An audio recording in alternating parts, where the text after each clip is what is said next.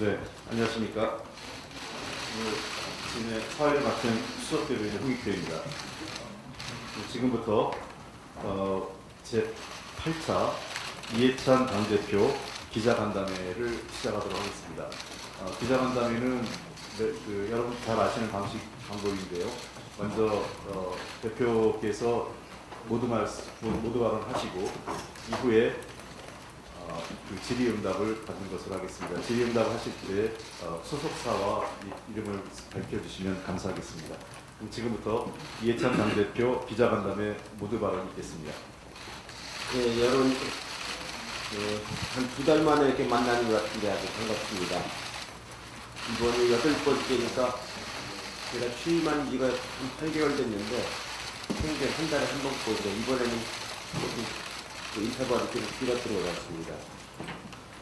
오늘이 세월호 참사 5주기가 되는 날입니다.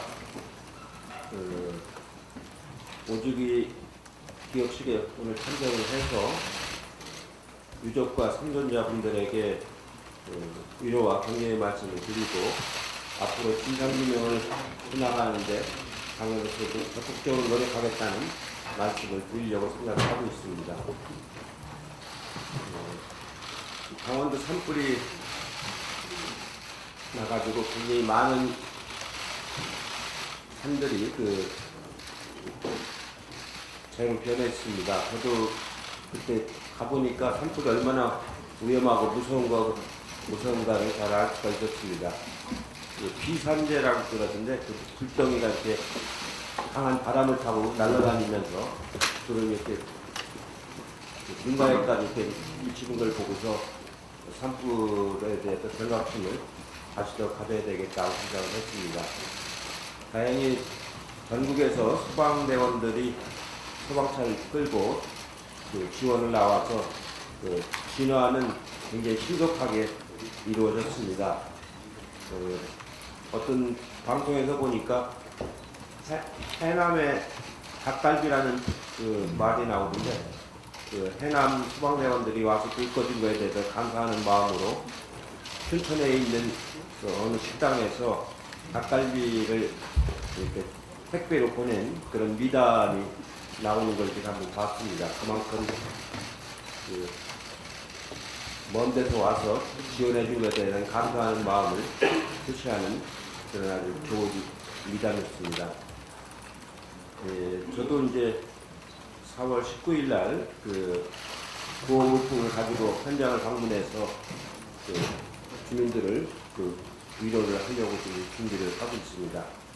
주민 여러분께서 300억 원이나 되는 많은 성금을 모아주셔서 사후 대책을 세우는 데 큰 도움이 될 것 같습니다.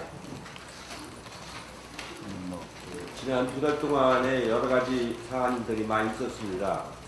2차 북미 정상회담이 있었고 4.3 보궐선거도 있었습니다. 그리고 사회적 타협을 통해서 사회안전보건법을 개정을 했고 택시 카풀 문제의 합의점을 찾았습니다. 그리고 광주형 일자리 지역 상생형 광주형 일자리를 만들어내는 그런 대타협도 이루어냈습니다. 올해 가장 저희가 역점을 두는 건 민생 안정과 경제 활력입니다. 이번 추경에도 미세먼지 대책과 강한 산불, 그다음 포항 지진 이런 시급한 현안들을 위한 추경을 편성하도록 지금 준비를 하고 있습니다.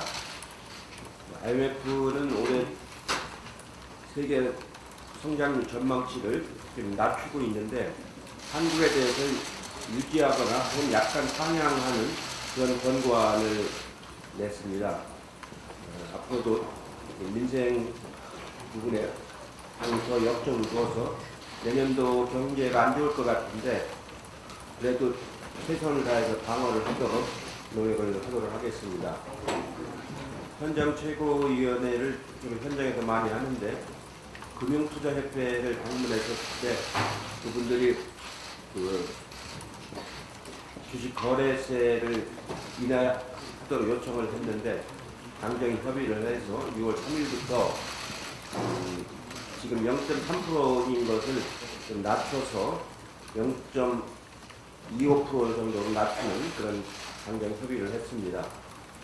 단계적으로 인하여서 장기적으로는 증권거래세를 없애는 방향으로 하도록 노력을 하도록 하겠습니다. 저는 17개 시도를 다니면서 예산정책 협의회를 쭉 했습니다.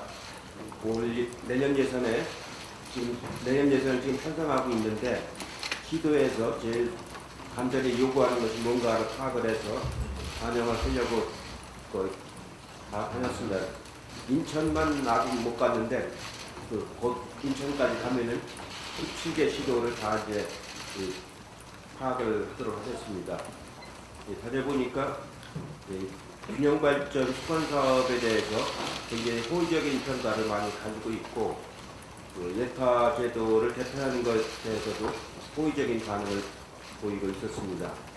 앞으로 산업위기 지역을 더 연장을 하고 지역 상생형 일자리를 더 확대하는 그런 요구들이 아주 많이 있었습니다. 그런 부분들을 앞으로 당정간의 협의해서 제도화시키도록 그렇게 하겠습니다. 올해는 아무래도 가장 중요한 것이 한반도 평화공존 틀을 만들어내는 것이 매우 중요한 거라고 생각합니다. 북미회담이 지난번에 중단됐는데 한미 정상회담을 통해서 북미회담을 다시 열도록 하는 노력들이 지금부터 이제 시작이 될 것 같습니다. 어제 문재인 대통령께서 남북 정상회담을 하자고 제안을 하셨습니다. 장소와 시기에 왜 없이 어디서든지 하자는 제안을 했기 때문에 남북 정상회담이 이루어지면은 한미 정상회담에서 논의됐던 것을 충분히 설명을 하고 북한의 입장을 충분히 잘 들어서 미국에 전달을 하는 그런 여러 가지 문재인 대통령의 역할이 굉장히 중요한 시점이 된 것 같습니다. 당으로서도 문재인 대통령의 역할이 잘 이루어질 수 있도록 적극 지원하도록 그렇게 하겠습니다.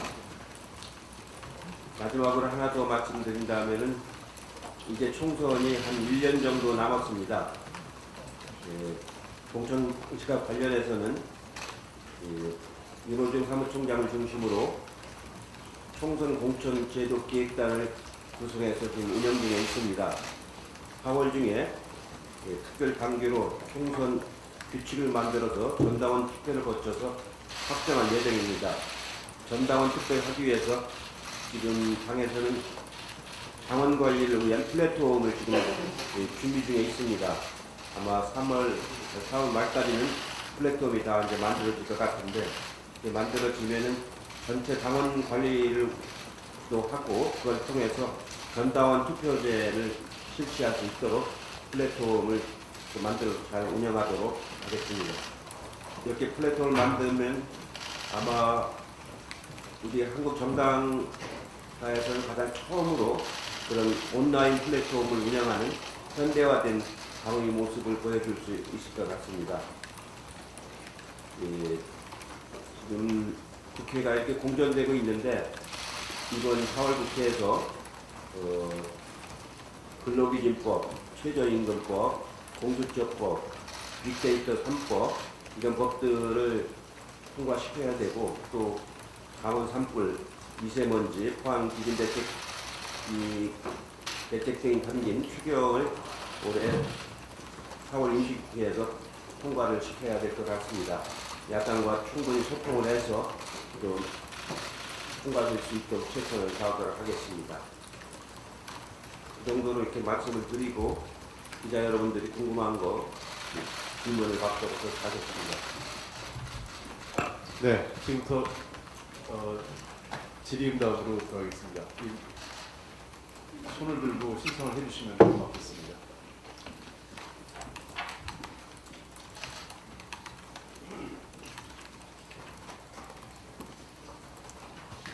질의 없으세요? 아, 예. 그래서 세계일보 최영천 기자입니다. 이제 남북 정상회담 공식 발표에 따라서 나가 있습니다.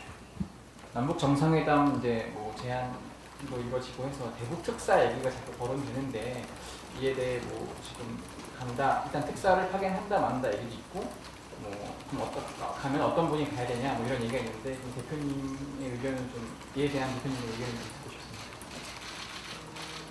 예, 정상회담을 어제 이제 제안을 하셨고 오늘 출국을 하십니다. 오늘 중앙아시아 쪽을 출국하셨다가 7박 8일 정도 하시니 돌아오시기 때문에 그 기간 동안에 이제 북한하고 접촉을 이제 어떻게 할지 그 부분을 아주 구체적으로 말씀을 안 하셨습니다.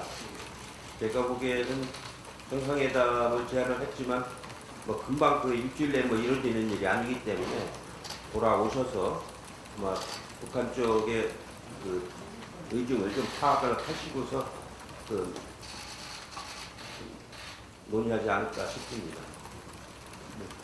저쪽 뒤편에 어느 좀 마이크를 좀 주시려고 당기셔야 될 텐데. 오늘이 15일이니까 갔다 오시면은 23일 그때쯤 되기 때문에 막 그동안에 북한이 어떤 입장을 가질지 좀 타진을 좀 해봐야 될 것 같습니다. 예, 대표님 안녕하세요. 한국경제신문 김소연 기자입니다. 저 두 가지 여쭤볼 게 있는데요. 아까 말씀하셨다시피 사회적 대화를 통해 가지고 택시 카풀 이제 대타협을 이뤘는데 사실 이 부분이 한 달이 조금 지났는데 진척이 되지 않고 있다는 비판이 일부 있더라고요. 뭐 예를 들어서 규제 혁신을 통한 뭐 한국형 모빌리티 혁신 이런 부분들이 진행이 좀 안 되고 있다던가 월급제 논의도 사실 지금 진행이 조금 더딘 상황인데요. 여기에 대해서 이제 입장이랑 향후 계획이 궁금합니다. 그리고 이제 최근에 경사노위에서 이제 ILO 핵심 협약 비준을 위해서 이제 논의가 계속 이루어지고 있는데 이제 일단 공익위원 최종 권고안에 대해서는 이제 노사 모두 반발하는 상황인데요. 여기에 대해서 이제 저희 당 입장은 어떤지 이것도 좀 궁금합니다. 예, 그 택시 카풀 문제는 일단 그 택시 관계자들하고 이제 그 합의가 이제 됐는데 그걸 이제 구체화시키려면은 여러 가지 사안들이 있습니다. 월급제를 어떻게 할 것인가, 또 공동의 플랫폼을 어떻게 만들 것인가 이런 실무적인 것들이 있는데 아직 그 부분에 대해서 충분한 그 진도가 지금 못 나가고 있어서 제가 지난주일에 카카오 모빌리티 하는 부사장님을 만났습니다. 만나서 그 얘기를 들어보니까 자기들도 그 이번에 합의한 사항에 대해서 충실히 이해하겠다는 그런 말씀을 하시고 자기들이 가지고 있는 여러 가지 그 정보 이런 것들을 잘 활용해서 택시 서비스가 잘 되도록 하겠다 그런 의지를 저한테 말씀하시는 듣고 제가 감사하다는 표현을 했습니다.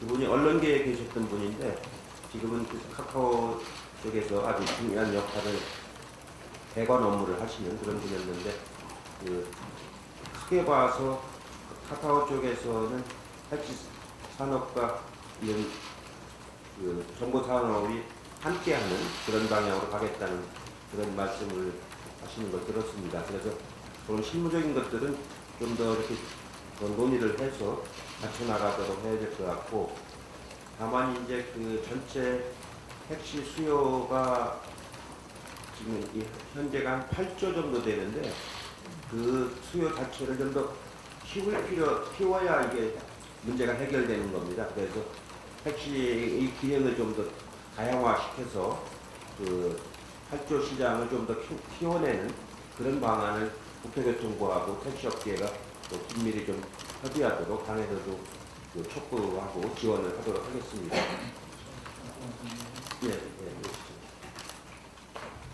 네, 정책기자입니다. 잠깐 그 대표님 말씀에 그 보충 설명을 좀 드리면요.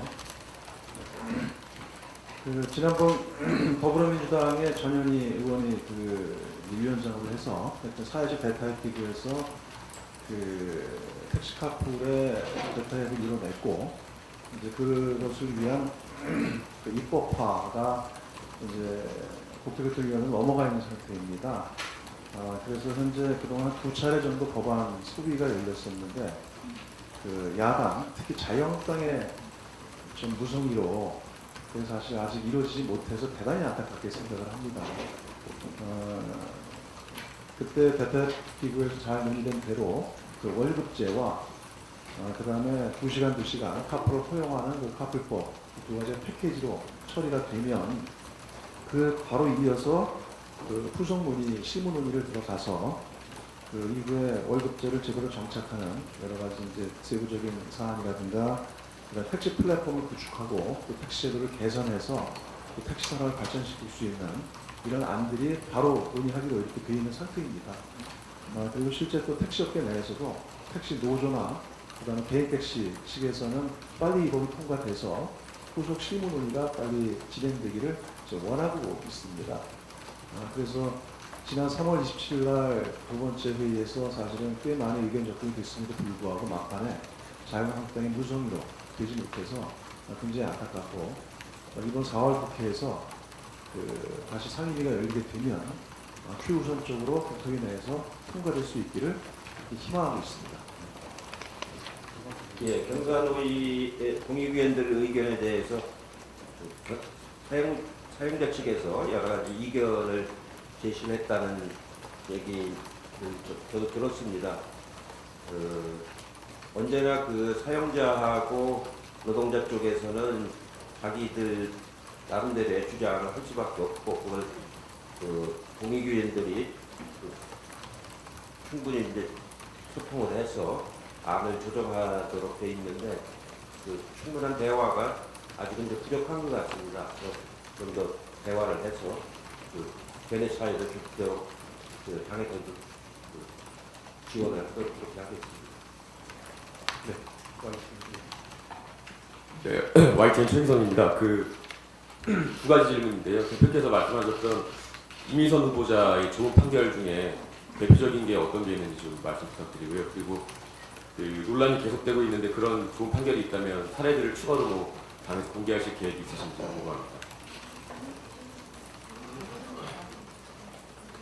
구체적인 제가 판결을 읽어보지는 않았고요.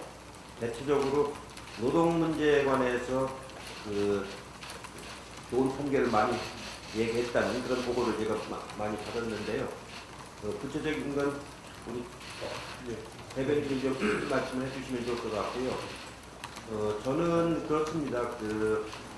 문제가 되는 게 주식 거래 가지고 자꾸 문제가 되는데 내부 정보를 가지고 안 했다는 것은 거의 입증이 된 것 같고 또 실제로가 제가 봐도 주식 거래를 가지고서 큰 돈을 번 것 같지는 않아요. 그러니까 그렇기 때문에 이 주식 거래를 부정하기 시작하면은 그거는 더 심각한 문제가 되는 겁니다. 이 우리나라 자본시장 투자 형태에서 주식분이 굉장히 중요한 부분인데 거기서 세금을 얼마나 많이 걷습니까? 아까 말한 증권거래세가 지금 0.3%인데 0.3%만 걷어도 1년에 거진 7, 8조 증권거래세를 받고 있는데 그걸 부정하기 시작하면 굉장히 심각한 문제가 발생을 합니다. 그렇기 때문에 주식거래를 했다는 것 자체가 아니고 내부 정보를 가지고 했으면 그건 심각한 문제가 되는데 그건 아닌 걸로 밝혀졌기 때문에 그게 이미선 후보자의 결격 사유는 아니라고 합니다. 네.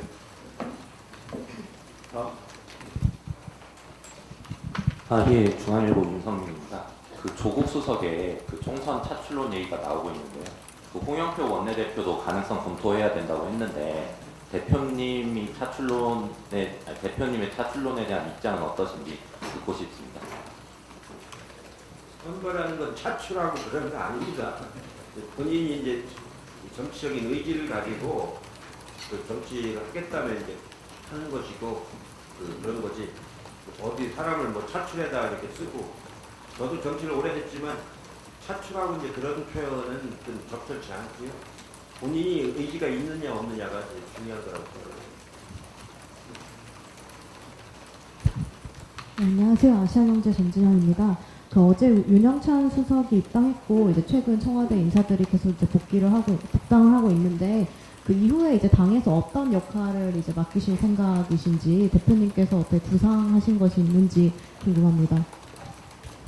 예, 이제 청와대에서 비서관이나 그 고위직을 했던 분들이 이제 그 당에 돌아와서 그 선거에 출마할 사람도 있고 그 당무에 이제 종사할 사람도 있고 이제 그런데 현재로서는 그 본인들의 의사를 아직 그 구체적으로 들어본 바는 없고요. 어제 윤영찬 그 전 홍보수석이죠. 그분을 그 저한테 인사를 와서 그 성남 무슨 구죠? 중원구 성남 중원구에 출마하겠다고 어제 저한테 와서 말씀을 하셨고요. 다른 분들은 아마 자기가 활동했던 그런 지역에 이제 출마하려고 준비를 하지 않을까 싶고요. 양정철 비서관은 제가 만나서 그 민주연구원 거기 받고 싶다고 해서 그건 제가 그렇게 수용을 했습니다. 나머지 분들은 구체적으로 어떤 역할에 관해서 얘기를 나눈 바는 아직 없습니다.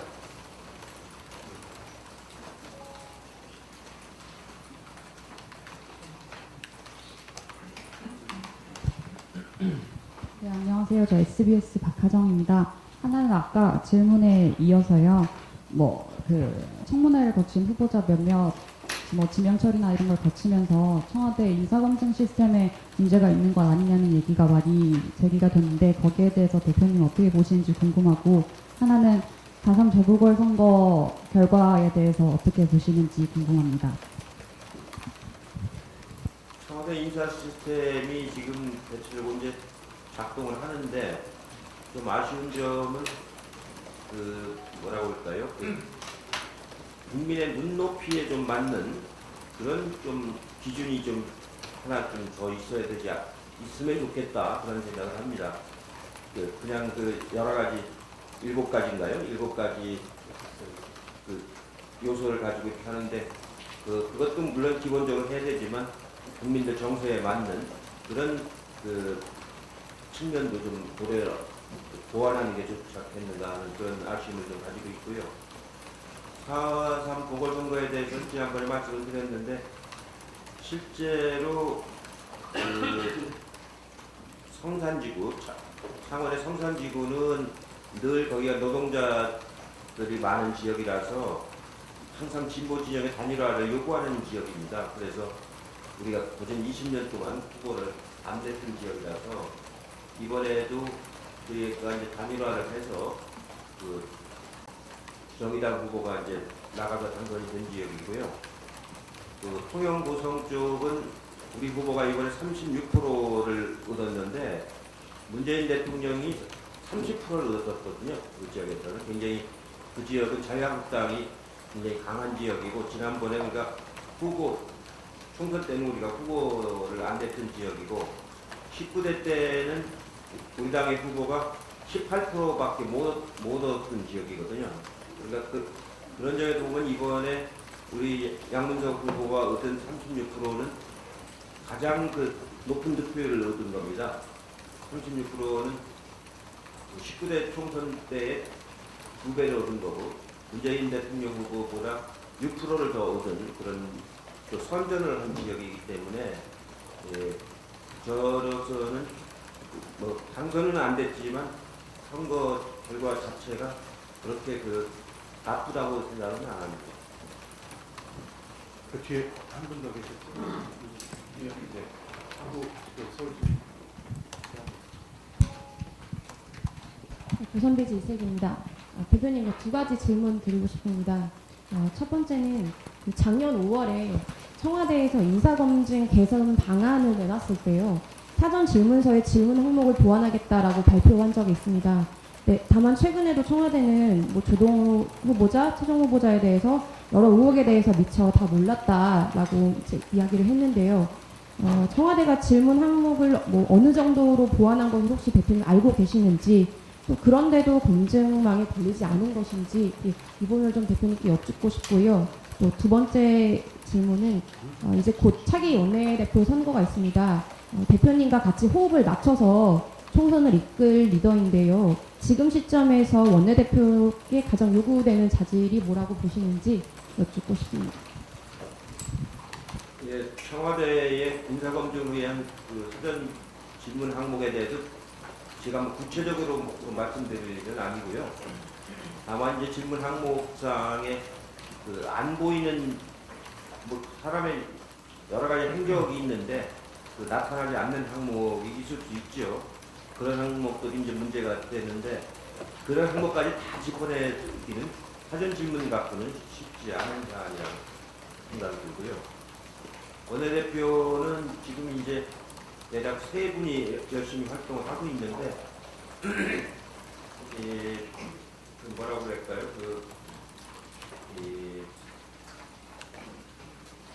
그 마무리 20대 국회의 마무리를 잘 져서 지금 계류 중에 있는 법안들을 잘 마무리 지을 때라고 생각을 하고요. 두 번째는 그 당정 간의 그 소통, 당정청 간의 소통을 원내대표가 아주 큰 거 작은 거 할 것 없이 아주 미세 성실하게 잘 해야 되는 그런 역할이 여당이기 때문에 그런 역할이 아주 중요하고요. 총선 준비도 물론 이제 잘 해야 되죠. 그러나 원내대표보다는 총선 준비에는 아무래도 사무총장이 더 주로 맡아서 하는 일이기 때문에 그 3가지가 중요한 일이라고 생각합니다.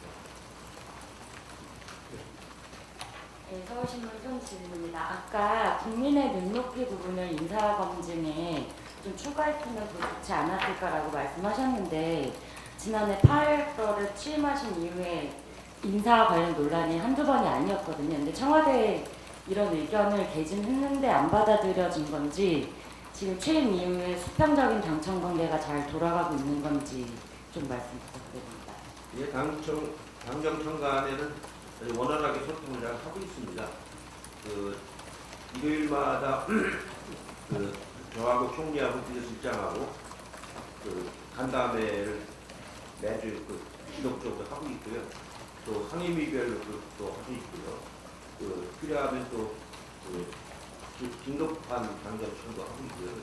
그래서 또 매달 고위당정도 공식적으로 하고 있고요. 아주 어느 때보다도 당정청 간의 소통을 이제 많이 하고 있는데, 예, 아까 그 국민의 눈높이에 맞는 게 좀 보완됐으면 좋겠다는 게, 예, 실제로가 청문회를 하다 보면은 국민들 정서하고는 좀 다른 그런 경우들이 나오기 때문에 그런 부분들을 좀 더 지금도 하고는 있는데 좀 더 강조했으면 좋겠다는 그런 말씀드리고요. 또 하나 질문.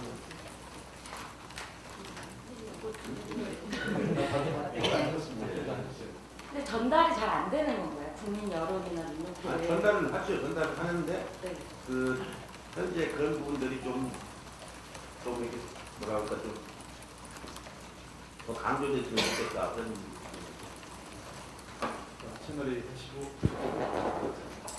대표님 안녕하세요. 채널A 강지혜 기자인데요. 그 국민 눈높이 계속 얘기 나오고 있는데 총선이 1년 앞으로 다가오는 상황에서 공천 룰도 이제 조만간 발표될 걸로 알고 있어요. 근데 최근에 부동산 문제가 많이 논란이 돼서 이게 국민 눈높이와 맞지 않다는 비판을 많이 받았는데 공천 룰에 이런 부분이 좀 반영이 되는지 반영된다면 구체적으로 어떤 식으로 좀 염두에 두고 계신지 여쭙고 싶습니다. 예, 공천 규칙은 기본적으로 이제 그 4월 말쯤에 그 큰 원칙을 이제 발표를 하고요. 또 세부적인 건 또 보완해서 당교에 이제 반영을 할 텐데요. 이런 부분들 공천이야말로 그 국민의 눈높이를 굉장히 더 중시해야 되는 겁니다.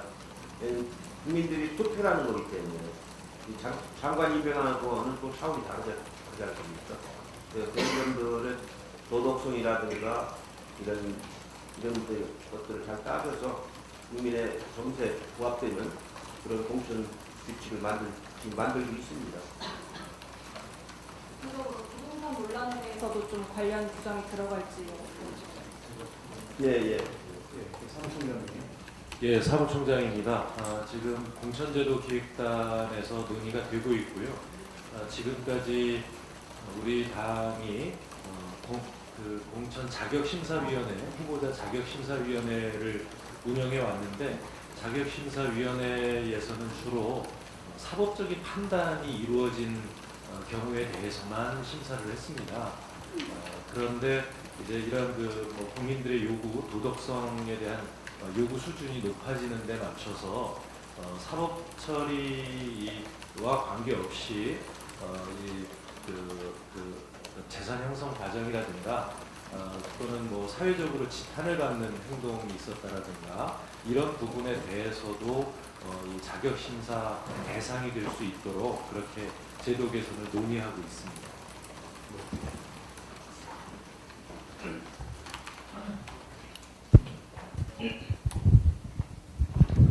네, 서울경제신문의 송종호 기자입니다. 기자들 질문에도 나오지 않을 만큼 현안에 밀려버린 것 같아서 좀 안타까운데요. 선거제 패스트트랙 관련해서 말씀드리고자 합니다. 이 바른미래당이 요구하는 이 기소권 없는 이 공수처, 이 협의가 될 수 있는 사안인지, 선거제 패스트트랙 어떻게 살릴 수 있는 가능성에 대해서 어떻게 보시는지 궁금합니다. 예, 그동안 공수처에 관련 논의가 많이 있었는데 그동안에는 공수처는 당연히 수사권과 기소권을 다 갖는 걸로 전제로 하면서 그동안 논의를 해왔습니다.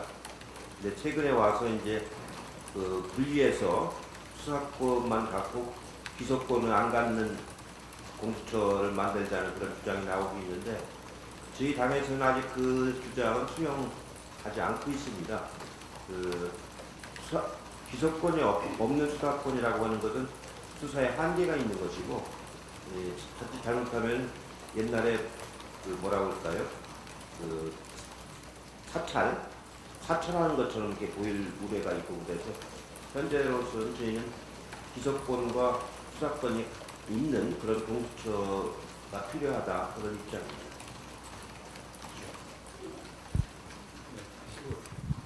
BBS 불교방송 최선호 기자입니다. 김정은 북한 국무위원장이 오지랖 넓은 중재자 발언했는데요.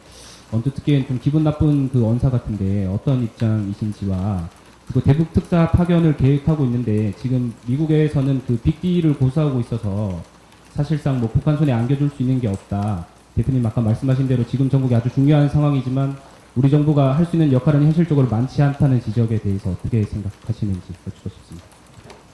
지금 한미정상회담에서 이루어진 내용 중에 가장 중요한 것 중에 하나가 이른바 포괄적 합의, 단계적 이행. 포괄적으로 합의해놓고 단계적으로 이행한다라고 하는 부분에 트럼프 대통령이 맞아는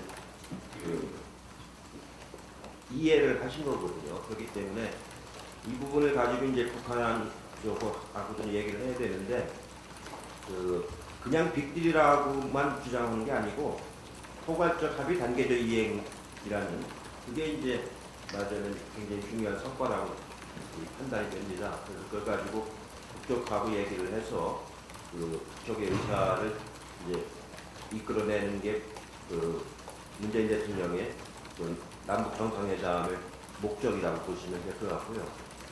북쪽에서 표현 쓰는 건 그 사람들은 좀 이렇게 뭐라고 할까요?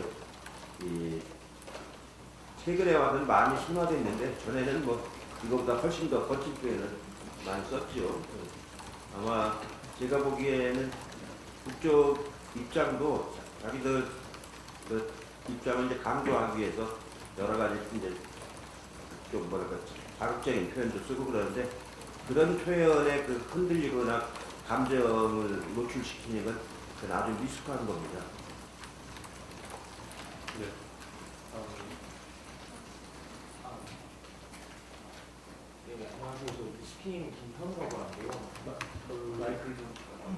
뉴스핌의 김현우라고 하는데요. 지금 민주당 일각에서는 공수처보다는 아예 검찰의 수사권을 검찰에 가지고 있는 수사권 아예 폐지하는 것이 오히려 검찰 개혁에 효과적이라는 얘기가 나오고 있는데 뭐 아까 말씀하셨던 이제 밤이랑이 요구하고 있는 기소권 없는 보수처 거기 연관되는 질문인데요. 혹시 이와 관련해서는 어떻게 보고 계시는지? 검찰의 수사권을 폐지한다고요? 네. 검찰이 수사권을 폐지하면은 그거는 제가 보기엔 이 한정된, 이 제한된 분야로 한정하는 건 뭘까? 전면적인 수사권 폐지는 바람직한 게 아니고요. 그 지금도 되게 수사를 직접 하지 않고 수사 지휘하는 경우들이 많고요. 중요한 사건들은 이제 그 검찰이 직접 수사를 하시죠. 근데 전면적으로 폐지한다는 건 이제 바람직한 건 아닙니다. 관련해서 그냥 한마디만 더 덧붙이면 검경 수사권 조정에 대해서는 그 의원들 개인의 입장은 있지만 우리 당의 당론과 공수처에 대한 당론이 다 공개되어 있습니다. 그거 참조해 주시면 되겠습니다. 안녕하세요. 저 한겨레 신문사의 이지혜라고 하는데요. 곧 있으면 문재인 정부 2주년을 맞게 되는데 지난 2년에 대한 대표님의 평가 궁금하고요. 그리고 앞으로의 과제는 무엇이라고 생각하시는지 궁금합니다. 아직 뭐 체계적으로 그 평가하거나 분석한 건 아니고요. 지금 정부 측에다가 제가 지난주에 요청을 했습니다. 지난 2주년에 관해서 좀 전반적으로 이제 평가도 하고 앞으로 이제 향후에 대한 전망도 하는 그런 걸 좀 그 정부가 좀 준비를 해달라. 그래서 그걸 가지고 당과 같이 한번 논의를 해보자. 그래서 이달 말쯤 되면 아마 정부가 그 기본적인 분석된 자료를 가지고 이제 할 겁니다. 이제 체계적인 평가는 그렇게 이제 나올 텐데 그 개인적인 소회, 개인적으로 지금 2년을 보면은 대체적으로 박근혜 정부가 흐트러 놓은 이 국가 기강 이런 부분들을 바로잡는 거는 어느 정도 이제 그 틀을 갖췄다고 생각이 듭니다. 다만 경제가 이제 2.5%, 2.6% 이렇게 3% 이하의 성장률을 보이고 있기 때문에 전반적으로 국민들에게 그 경제가 이게 뭐랄까 좀 활발한 그런 그 느낌을 주지 못하는 점이 좀 그 구조적 한계에 있기 때문에 그런 점들이 좀 아쉽다는 생각이 들어서 그래서 당에서도 이제 민생 경제를 더 챙기는 그런 역할을 많이 하는 것이고요. 기본적으로는 세계 그 전체가 내리막이기 때문에 우리 경제만 혼자서 이렇게 잘 되기는 어려운 한계가 있지만 그래도 더 나빠지지 않도록 최선을 다해서 노력을 하는 그런 모습을 국민들에게 보여주는 것이 도리라고 생각을 합니다.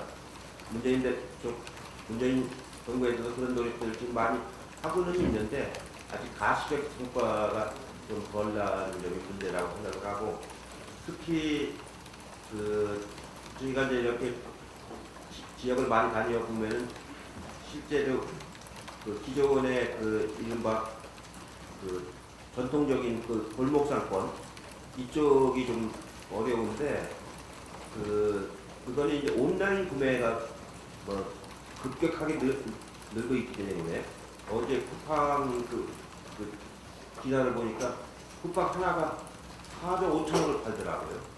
그러니까 그런 온라인 구매가 굉장히 많이 늘고 있어서 그런 오프라인의 그 골목 상권이 어려움을 겪고 있는 것이 좀 안타깝다는 생각이 듭니다. 근데 온라인 구매가 그렇게 급격하게 느는 건 하나의 추세라서 그걸 어떻게 해볼 방법이 없거든요. 죄송합니다. 지금 그 질문하실 분이 많은데 오늘 대통령 중앙아시아 3국 방문 일정과 관련돼서 그 대표님께서 환송 일정이 있으셔서 출발하셔야 되기 때문에 한 두 분만 제가 하겠습니다. 그래서 이쪽에 한 분, 저쪽에 한 분, 우리 두 분만 양해를 좀 해주시면. 네, 예, 죄송합니다. 아니, 여기 먼저 하시고 그다음에 저쪽. 예, 먼저 하시죠. 이 앞에 나와서 마이크를 좀 쓰시면 좋겠는데. MBC의 우현석 기자입니다. 그 선거 내년 총선이 1년도 안 남았는데 그 지난 2달 전에 이 자리에서 대통령께서 선거제 관련해서 그 독일식 연동형 비례대표제는 한국식에 맞지 않다. 그러나 선거제 개혁의 필성이 있기 때문에 그 이른바 야3당과 패스트 트랙을 검토하겠다고 말씀하셨습니다. 이제 공수처법 관련해서 바른미래당 의견이 있고 민주당 당론과 많이 다르기 때문에 사실 물 건너간 것 아니냐 이런 평가들이 있는데 향후 1년도 안 남은 시점에 어떻게 하실지. 예, 그 지금 바른미래당에서 내부적인 문제가 있어서 아직 의사결정을 못 하고 있는데 그 조만간에 그 의사결정을 하겠다는데 그러니까 그걸 좀 지켜봐야 되겠습니다. 그 원래 그 연동형 비례제는 저희는 그 독일식 연동형 비례제 처음부터 반대입니다. 그거는 그 의원의 정수가 정해지지 않는 그 제도거든요. 그러니까 300명이 아니고 뭐 350명이 될지 400명이 될지 모르는 그런 제도는 우리 국민들이 수용하지 않기 때문에 안 하는데 다만 우리가 225 대 75 그 연동형 비례제를 300명을 넘지 않는 선에서 하는 그런 안을 우리가 제시를 했고 그런 안을 다른 야당들이 수용을 했습니다. 그런 정도로 하는 건 우리가 받아들이겠다는 거고요. 그 공수처법을 아까 말씀드린 기소권이 없는 그건 저희가 수용하지 않습니다.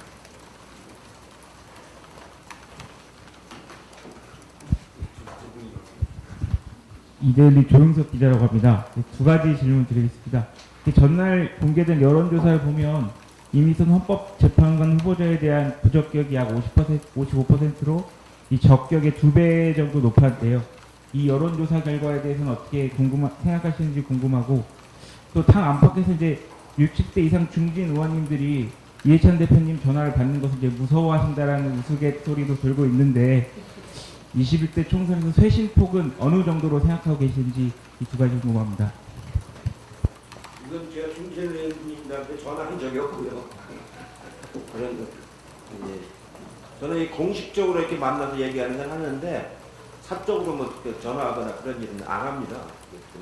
좀 잘못된 낭설인 것 같고요. 그 다음에 이미선 그 후보 그 여론조사 나온 걸 저도 봤는데 그거는 되게 지난주 목요일 그쯤에 나온 여론조사인 것 같고요.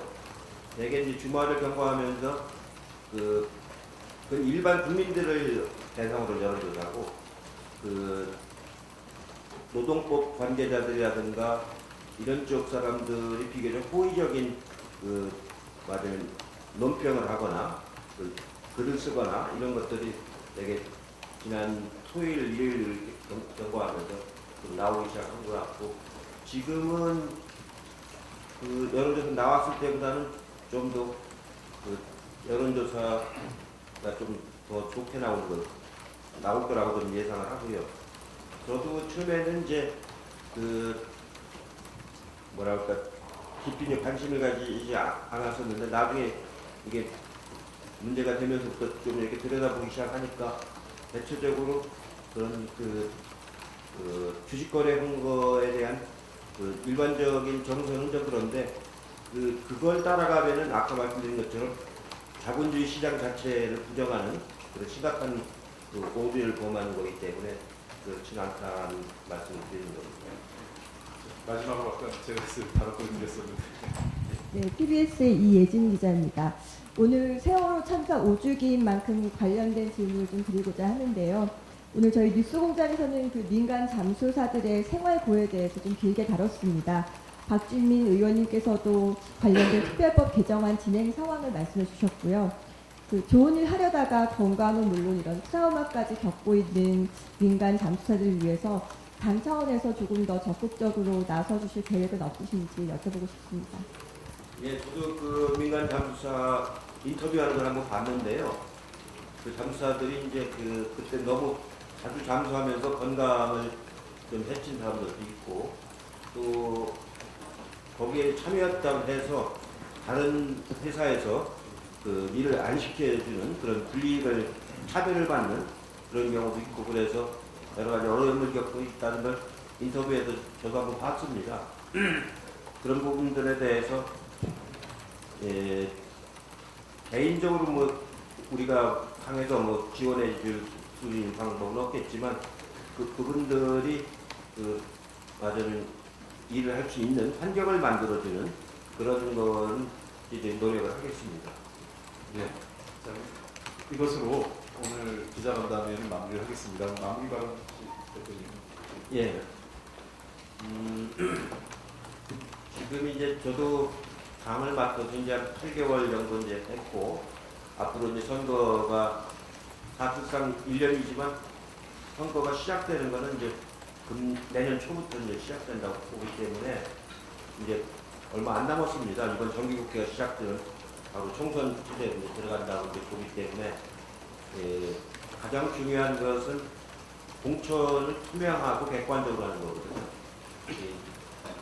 그게 그 총선 결과에 가장 큰 영향을 미칩니다. 그러니까 그래서 그런 룰을 잘 만들어서 사전에 룰을 잘 만들어서 예측 가능하게 하고 또 객관적으로 하고 좋은 사람들을 많이 이제 발굴을 해야 됩니다. 좋은 사람들을 많이 발굴해서 당의 정체성을 분명히 하는 그런 준비 작업을 지금부터 이제 하겠습니다. 그리고 이번에 예산정책협의회를 전국을 다녀보니까 각 지역의 그 어려운 실정 이런 거를 이번에 많이 파악하게 됐습니다. 그래서 그런 부분들을 공천 때, 선거 때 공약으로 잘 반영을 해서 각 지역의 어려움을 해결해 줄 수 있는 그런 공약으로 많이 반영하는 게 좋겠다는 생각을 지금 하고 있습니다. 네. 이것으로 그 기자간담회를 모두 마무리하겠고요. 자칫 아마 강훈식 전략기획위원장이 총선 제도기획단에서 일정 관련된 걸 설명드리겠습니다. 대표님 그냥 일정 때문에 나가시겠습니다. 네, 아니 아까 대표님 말씀 중에 있었는데 약간 수정할 게 있어서 4월 중에 특별당규로 총선 룰을 만들어서 전당을 투표한다. 이 중에서 4월 중까지 총선 룰을 만든다는 거고요. 이후에 특별당규를 만들고 이후에 전당 투표를 한다는 것을 미리 말씀드립니다. 이게 4월 중에 다 일어나는 일이 아니라 4월 중에는 총선의 규칙을 만드는 것까지 진행을 하고 향후에 특별당규를 만들고 전당 투표를 할 계획이다 말씀드리겠습니다. 이상입니다.